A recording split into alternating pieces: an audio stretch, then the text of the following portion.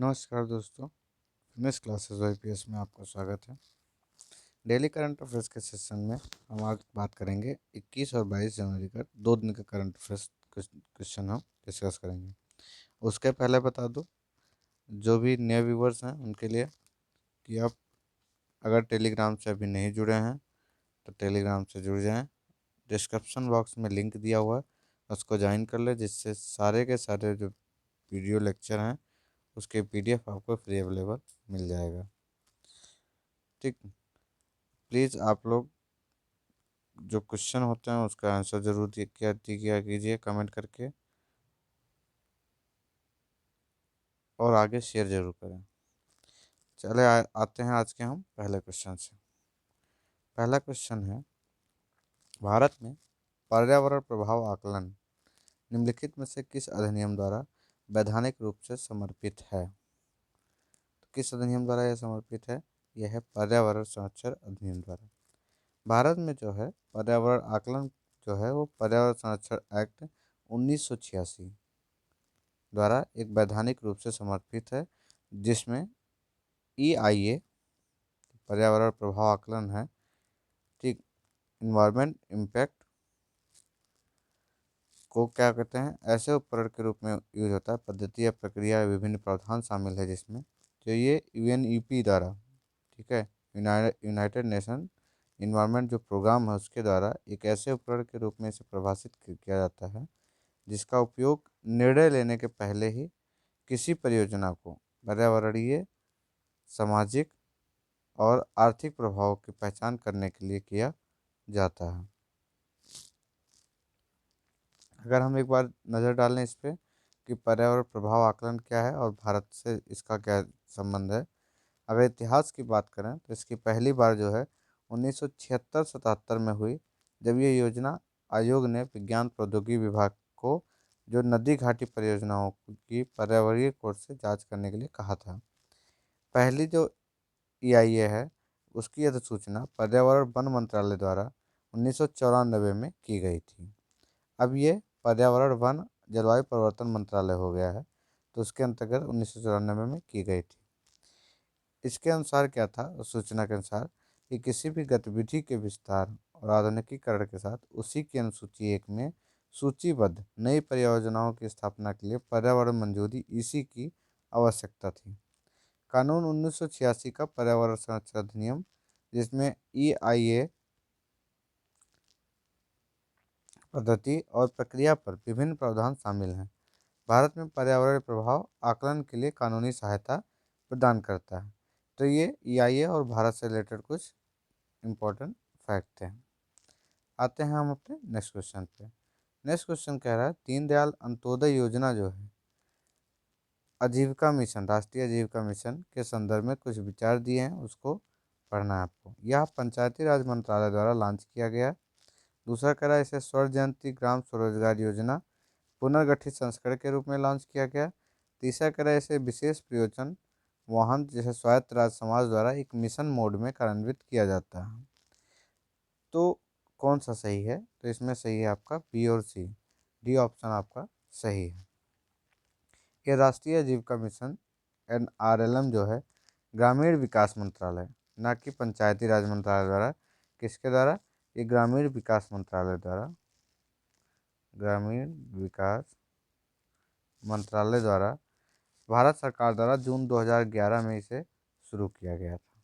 ठीक, अगर इसके बारे में हम देखें तो किसके द्वारा शुरू किया गया?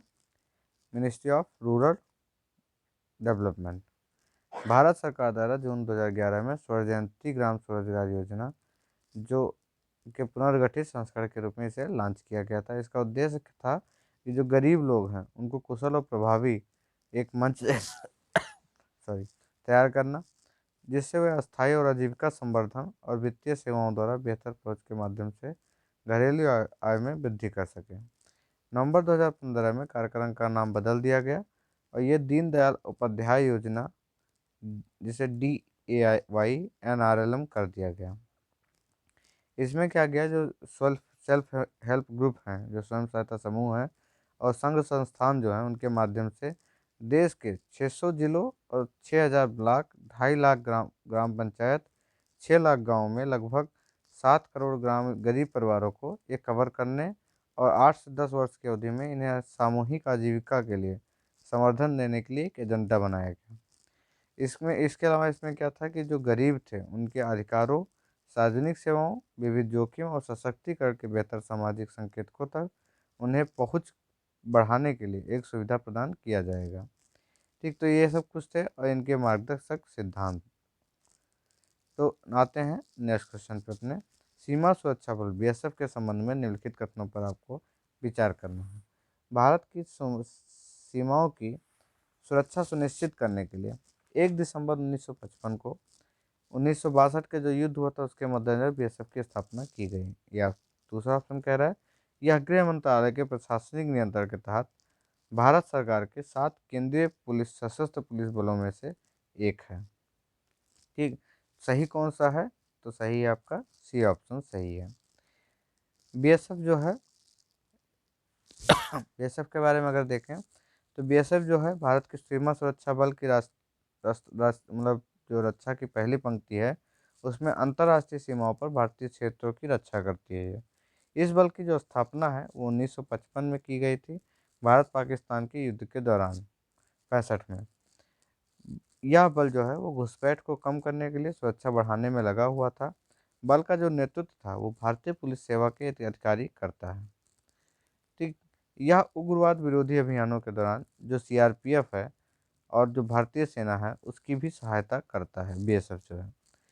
ठीक, ये जो 7 केंद्रीय हमने बताया, सेकंड ऑप्शन था आपका कि 7 केंद्रीय बलों में से ये एक है। जो 7 केंद्रीय पुलिस बल हैं वो कौन कौन सी हैं?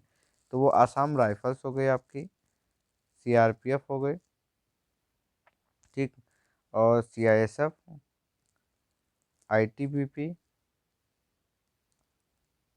एनएसजी,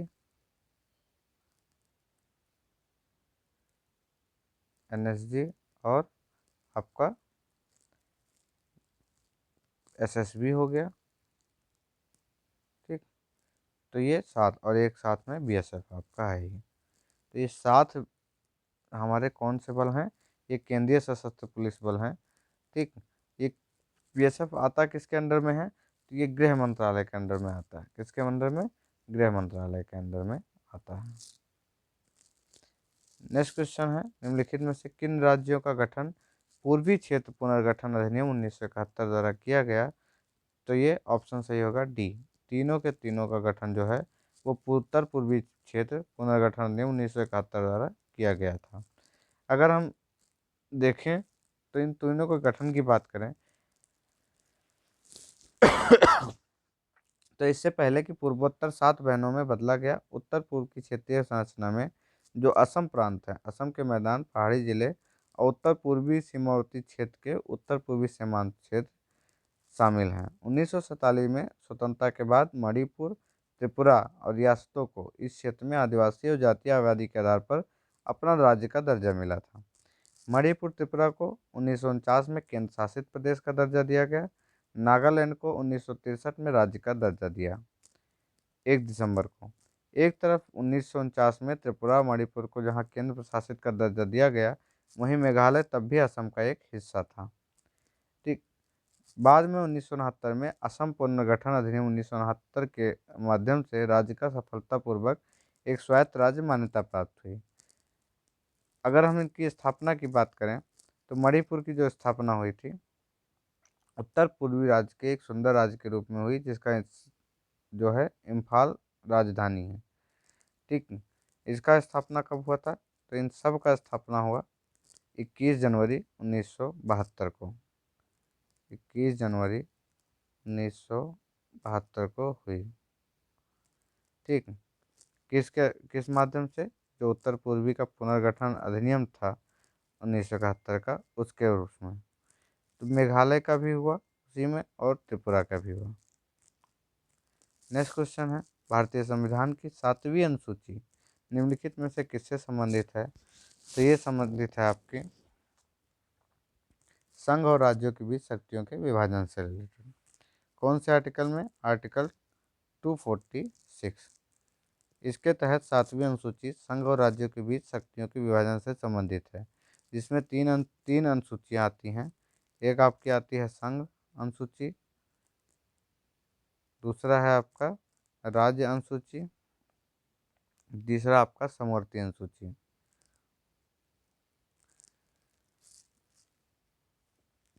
अब आप लोग को कमेंट करके बताना है कि संघ सूची में कितने विषयों की बात कर रहा है वर्तमान में है, और राज्य सूची में और समवर्ती सूची में कितने विषय रखे गए हैं।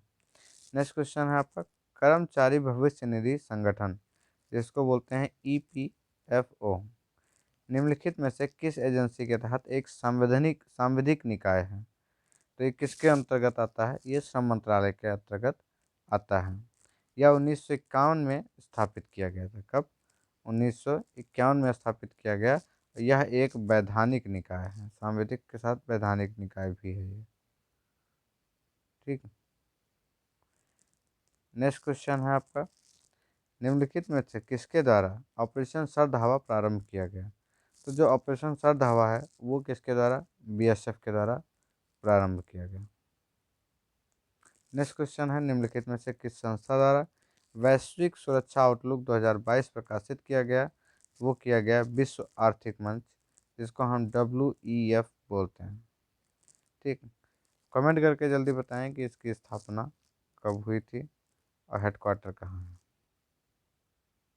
नेक्स्ट क्वेश्चन है मॉरिशस सरकार ने मेट्रो एक्सप्रेस परियोजना में भारत के समर्थन को लेकर एक स्टेशन का नाम जो है निम्न में से किसके नाम पर रखने की घोषणा की? तो यह किया महात्मा गांधी के नाम पे। किसके नाम पे? महात्मा गांधी के नाम पे रखने की घोषणा की है। नेक्स्ट क्वेश्चन है किस देश के नेशनलिस्ट पार्टी के नेता जो रॉबर्टा मेटसोला हैं उनको यूरोपीय संघ की संसद का अध्यक्ष चुना गया?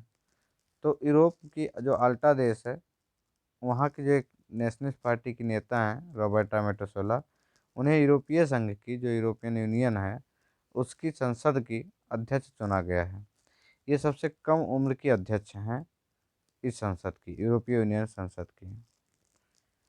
नेक्स्ट क्वेश्चन है ICC की तरफ से विश्व की श्रेष्ठ वनडे महिला टीम में किन दो भारतीय खिलाड़ियों को जगह दी गई? तो वो दी गई मिताली राज और झूलन गोस्वामी को। नेक्स्ट क्वेश्चन है हमारा इजराइल ने 3 अत्याधुनिक पनडुब्बियों की खरीद के लिए जर्मनी के साथ 20 जनवरी 2022 को कितने अरब डॉलर का सौदा किया? तो वो किया है 3.4 अरब डॉलर का। नेक्स्ट क्वेश्चन है आपका मॉर्निंग कंसल्ट पॉलिटिकल इंटेलिजेंस की विश्व के जो 13 नेता हैं उनकी सूची जारी हुई, जिसमें लोकप्रिय जो नेता थे उसमें प्रथम स्थान किसको मिला? उसमें प्रथम स्थान मिला भारत के जो प्रधानमंत्री हैं नरेंद्र मोदी जी को। नेक्स्ट क्वेश्चन आपका प्रतिवर्ष किस तारीख को राष्ट्रीय आपदा प्रतिक्रिया बल, जिसको हम क्या बोलते हैं NDRF, उसका स्थापना दिवस मनाया जाता है? तो कब मनाया जाता है? 19 जनवरी को। NDRF की जो स्थापना है वो 2006 में, ठीक, 19 जनवरी 2006 में आपदा प्रबंधन एक्ट, ठीक, आपदा प्रबंधन आपदा प्रबंधन एक्ट 2005 के तहत इसकी स्थापना 6 बटालियनों के साथ की गई। वर्तमान में NDRF की जो कितनी बटालियन है? 12 बटालियन है, जिसमें BSF CRPF से तीन तीन और CISF SSB ITBP से दो दो बटालियन है। इसकी प्रत्येक बटालियन में लगभग कितने सदस्य हैं? लगभग 1149 सदस्य हैं।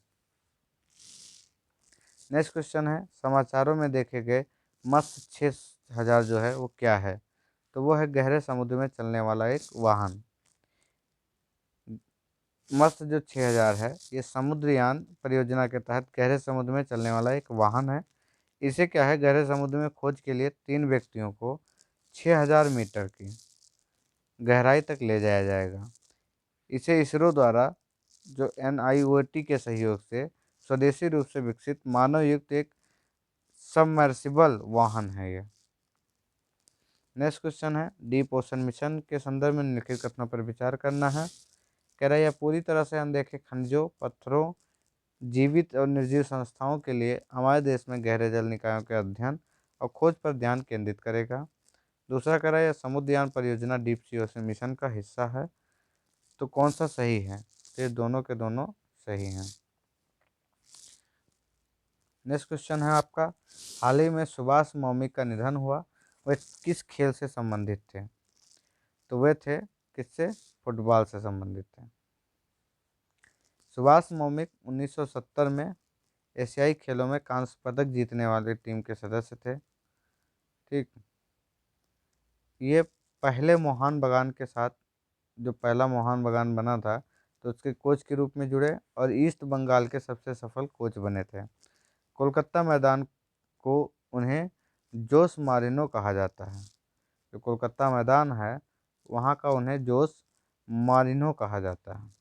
आज के लिए इतने ही क्वेश्चन थे। Thank you so much. Please like share comment जरूर करें और साथ में सब्सक्राइब जरूर करें, उसके साथ बेल आइकन जरूर दबाएं, जिससे आपको आने वाले सभी वीडियो के नोटिफिकेशन मिलते रहें।